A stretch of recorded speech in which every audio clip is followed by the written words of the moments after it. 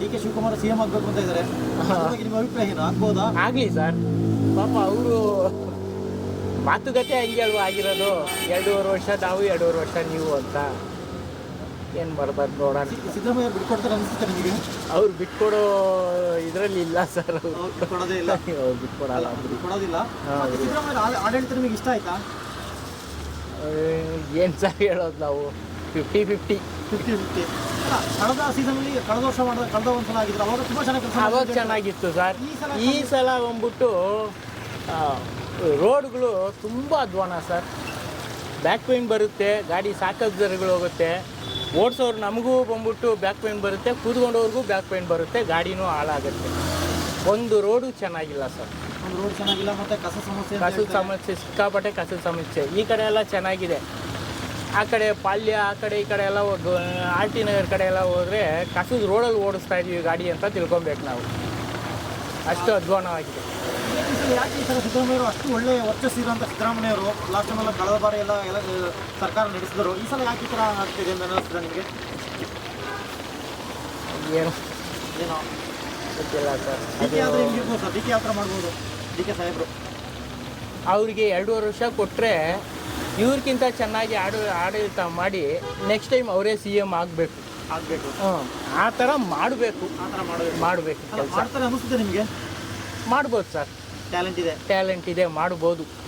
ಯಾಕಂದರೆ ಅವ್ರಿಗೆ ಒಂದು ಚಾನ್ಸ್ ಅಲ್ಲ. ಡೆಪ್ಟಿ CM ಆಗಿದ್ದರು, CM ಆದಮೇಲೆ ಒಂದು ಒಳ್ಳೆ ಕೆಲಸ ಮಾಡಿ ತೋರಿಸಿದ್ರು.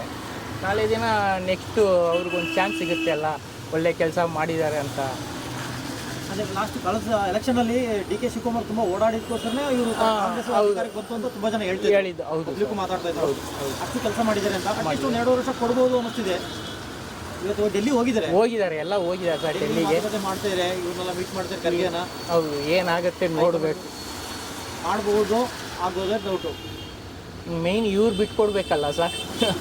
ಇವ್ರು ಹೋಗ್ಬೇಕಲ್ಲ, ಸಿದ್ದರಾಮಯ್ಯ ಹೋಗ್ಬೇಕು.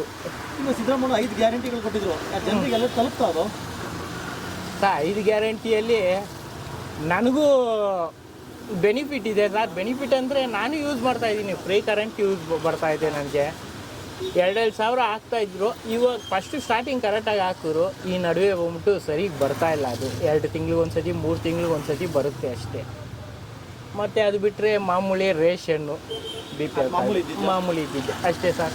ಬೇರೆ ಯಾವುದು ಈ ಸಲ ಬೈಕೊಂಡಲ್ಲಿ ಜಾಸ್ತಿ ಅಂದರೆ ಆಟೋದವರೇ. ಹೌದು ಸರ್, ಫ್ರೀ ಬಸ್ ಬಿಟ್ಟರು ಅಂತ ತುಂಬ ಅವ್ರನ್ನ ಇದು ಮಾಡಿದ್ದು ಆಟೋದವರೇ. ಸೊ ಈ ಥರ ಬಸ್ ಸ್ಟಾಪಲ್ಲಿ ನಿಲ್ಸಿದ್ರೆ ಯಾವ್ದಾದ್ರು ಒಂದು ಬಾಡಿಗೆ ಸಿಗೋದು. ಇವಾಗ ಬಂದ್ಬಿಟ್ಟು ಯಾರು ಲೇಡೀಸು ಹತ್ತೋದೇ ಇಲ್ಲ, ಬಸ್ಸಿಗೆ ವೆಯ್ಟ್ ಮಾಡಿ ಹೋಯ್ತಾರೆ ಸರ್. ಬಸ್ಸಿಗೆ ಹೋಗ್ತಾರೆ. ಅದರಿಂದ ನಿಮ್ಗೆ ಎಫೆಕ್ಟ್ ಆಯ್ತಾ ಫ್ರೀ ಬಸ್ಸಿಂದ? ಸರ್ ಅದು 100% ಒಂದು 20% ಇರ್ಬೋದು ಸರ್. 20-30% ಎಫೆಕ್ಟ್ ಆಗಿರುತ್ತೆ ಸರ್. 20% ಎಫೆಕ್ಟ್ ಆಗಿದೆ ಸರ್. ಆಟೋ ಹತ್ತೋರು ಹತ್ತಾರೆ, ಬಸ್ಸಲ್ಲಿ ಹೋಗೋರು ಹೋಗ್ತಿರ್ತಾರೆ. ಎಮರ್ಜೆನ್ಸಿ ಅಷ್ಟೇ. ನಮಗೆ ತುಂಬ ಏಟು ಬೈಕ್ ಟ್ಯಾಕ್ಸಿಯಿಂದನೇ. ಅವರು ಇನ್ನೊಂದು ಇದಕ್ಕೆ ಹೋಗಿದ್ದಲ್ಲ, ಅದಂದರೆ ಇದರಿಂದ ಎಲ್ಲ ದೇವಸ್ಥಾನಗಳು ರಶ್ ಆಯಿತು. ಫ್ರೀ ಬಸ್ ಬಿಟ್ಟಿಂದ ಅವ್ರ ಎಲ್ಲರ ದೇವಸ್ಥಾನಗಳಿರ್ಬೋದು, ಬಸ್ಗಳಲ್ಲಿ ಸೀಟೇ ಇಲ್ಲ, ಬಸ್ಗಳು ಡ್ಯಾಮೇಜ್ ಮಾಡ್ತಿದ್ರು ಅಂತ ಬಂತು. ಅದೆಲ್ಲ ಆಗಿದ್ದರಿಂದ ಅಲ್ವಾ?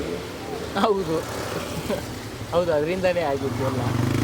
ಇನ್ನು ಕರೆಂಟ್ ಇದು ಸರ್ ಹೇಳಿದ್ರು, ಕರೆಂಟ್ ಒಂದು ಈಗ ಫ್ರೀ ಕೊಟ್ಟಿದ್ದಾರೆ. ಹೌದು, ಅದನ್ನು ಕೆಲವರಿಗೆಲ್ಲ ಕಮರ್ಷಿಯಲ್ಗೆ ಡಬಲ್ ಮಾಡೋದು ಅಂತ ಇದು ನಮ್ಮದು. ಹೌದು ಹೇಳ್ತಾರೆ ಸರ್, ನಮ್ಮ ಆಟೋದಲ್ಲಿ ಕೂತ್ಕೊಂಡವರೇ ಹೇಳ್ತಾರೆ, ಬಡವ್ರಿಗೆ ಫ್ರೀ ಕೊಟ್ಟರು, ನಮ್ಮಂಥವ್ರಿಗೆ ಜಾಸ್ತಿ ಮಾಡಿದ್ರು ಅಂತ ಹೇಳ್ತಾರೆ.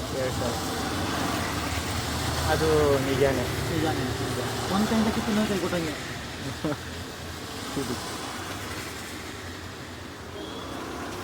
ಸಿದ್ದರಾಮಯ್ಯ ಅವರು ಈ ಸಲ CM ಇಳಿತಾರ ಅನಿಸ್ತಿದೆ. ಹಂಗಾದ್ರೆ ನೋಡ್ಬೇಕು ಸರ್, ಇಳಿದ್ರೆ ಎಲ್ಲ ನಿಮ್ಮ ಮೀಡಿಯಾದವ್ರ ಕೈಯಲ್ಲೇ ಇರೋದಲ್ಲ.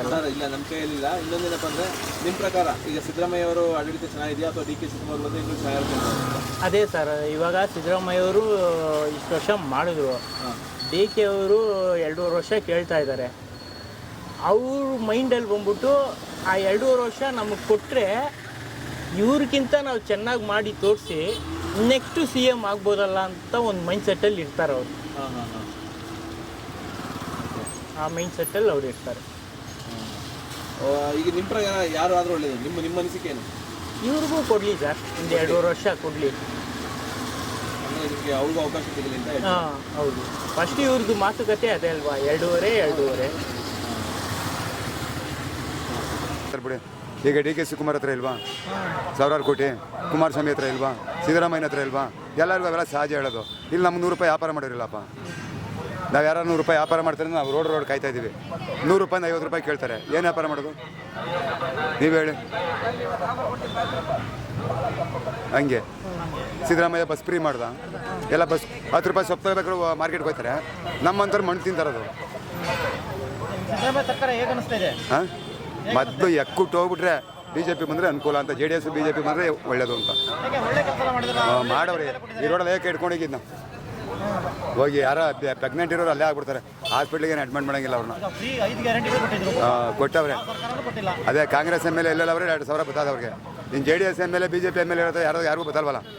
ಹಾಂ, 6 ತಿಂಗಳಿಗೆ ಒಂದು ಸರಿ ಆಗ್ತಾರೆ ಪಾಪ ಅವ್ರಿಗೆ. ಹಾಂ, ಈಗ 1 kg ಆಪಲ್ ತರಬೇಕು ಅಂದ್ರೆ ಮಾರ್ಕೆಟ್ಗೆ ಹೋಗ್ತಾರೆ. ನಮ್ಮಂತರ ಗತಿ ಏನು? ಬಸ್ ಫ್ರೀ ಅದು ಆಧಾರ್ ಕಾರ್ಡ್ ಇಟ್ಕೊಂಡು ಹೋಗ್ತಾರೆ. ನಾವೇನು ಮಾಡಬೇಕು? ಅದರ ಕಡೆಯಿಂದ ಬಸ್ ಫ್ರೀ ಬಿಟ್ಟರೆ ಒಳ್ಳೇದಲ್ವಾ? ಯಾರೋ ಕುಂಟ್ರಿಗೊಂಬಿಟ್ರು ಹ್ಯಾಂಡಿಕ್ಯಾಪ್ ಬಿಟ್ಬಿಡ್ಬೇಕಾಯ್ತು, ಶಾಲೆ ಮಕ್ಳು ಬಿಡ್ಬೇಕಾಯ್ತು. ಹಾಂ, ಈ ಚೆನ್ನಾಗಿರೋರಿಗೆಲ್ಲ ಬಿಟ್ಕೊಟ್ರೆ ಎಷ್ಟು ಸರಿ ಅದು? ರಾಜ್ಯನೂ ಸಾಲ ಮಾಡ್ತಾರೆ. ಶಾಲೆ ಮಕ್ಳಿಗೆ ಬಿಟ್ಬಿಡ್ಬೇಕಾಯ್ತು. ಇಂಥ ಕ್ಯಾಸ್ಟ್ ಅಂಥ ಕ್ಯಾಸ್ಟ್ ಎಲ್ಲ ಸಮಾಜ ಮಕ್ಳಿಗೂ ಬಿಟ್ಬಿಡ್ಬೇಕಾಯ್ತು. ಓಡಾಡಲಿ ಅಂತ. ಚೆನ್ನಾಗಿರೋರಿಗೆ ಚೆನ್ನಾಗಿರೋರಿಗೆಲ್ಲ ಯಾಕೆ ಮಾಡ್ಬೇಕಾಯ್ತು? 2,000 ಕೊಡುವಂತ ಯಾರು ಕೇಳಿದ್ರೆ, ಕರೆಂಟ್ ಬಿಲ್ ಕಟ್ಟುವಂತ ಯಾರು ಕೇಳಿದ್ರೆ ಯಾಕೆ ಬೇಕಾಯ್ತು? ಅದೇ ಒಂದು 100 ರೂಪಾಯಿ ಸಿಲಿಂಡರ್ ಮೇಲೆ ಇಳಿಸಿದ್ರೆ ಏನಾಗಿತ್ತು? ಎಲ್ಲ ಸಮಾಜದವ್ರಿಗೂ ಸಿಗೋದು 100 ರೂಪಾಯಿ. 2,000 ಕೊಡೋದು ಬದಲಿಗೆ 100 ರೂಪಾಯಿ ಸಿಲಿಂಡ್ರಿಗೆ. ಇವನ್ನೆಲ್ಲ ಕೊಟ್ಟಿದ್ರಿಂದನೇ ಗೆದ್ದಿರೋದು ಅಂತಾರಲ್ಲ. ಅದೇ ಕೊಟ್ಟವ್ರೆ. ಎಲ್ಲ ಕೊಡ್ತೀನಿ ಇಲ್ಲೆಲ್ಲ ಹಳ್ಳಗುಡಿ ಬಿಟ್ಕೊಂಡು ಕೊಟ್ಟವ್ರೆ.